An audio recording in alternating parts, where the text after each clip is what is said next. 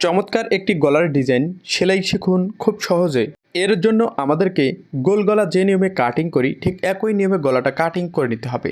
এরপর 2 ইঞ্চি চওড়া এবং 8 থেকে 10 ইঞ্চি লম্বা একটা পট্টি কেটে নিতে হবে এবং মাঝখানে পট্টিটা ভাঁজ দিয়ে নিতে হবে। এরপর 2.5 ইঞ্চি চওড়া একটা 4 কোনা কাপড় ত্রিভুজ তৈরি করে ত্রিভুজের মাঝখানে আবারও ভেঙে নিতে হবে। এরপর আমাদের মাঝখানে এই ত্রিভুজটা এই নিয়মে বসিয়ে একটি সেলাই দিয়ে নিতে হবে।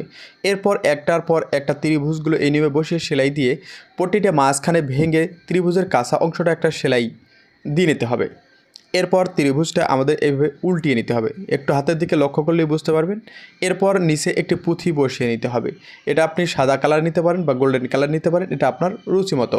এরপর আরেকটা ত্রিভুজ এই নিয়মে ভেঙে একটা পাতা ডিজাইন করে নিতে হবে। তো এই নিয়মে একটার পর একটা ত্রিভুজগুলো ভেঙে ভেঙে আমাদের পাতা ডিজাইন করে নিতে হবে। এরপর নিচে রাউন্ড শেপ করে কাটিং করে নেওয়ার পর 1 থেকে 1.5 ইঞ্চি চড়া একটা ওরব ভাঁজে কাপড় কাটিং করে চিকন ফিটের 1 ফিট দিয়ে একটি সেলাই দিয়ে নিতে হবে।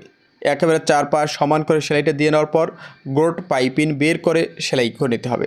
তো শুরু থেকে শেষ পর্যন্ত এক সমান বের করতে হবে, কোথাও চিকন কোথাও মোটা কিন্তু বের করা যাবে না। তো আপনি যদি আমার এই পেজে নতুন হয়ে থাকেন তো পরবর্তী ভিডিও দেখার জন্য অবশ্যই পেজটা ফলো করে সাথে থাকুন।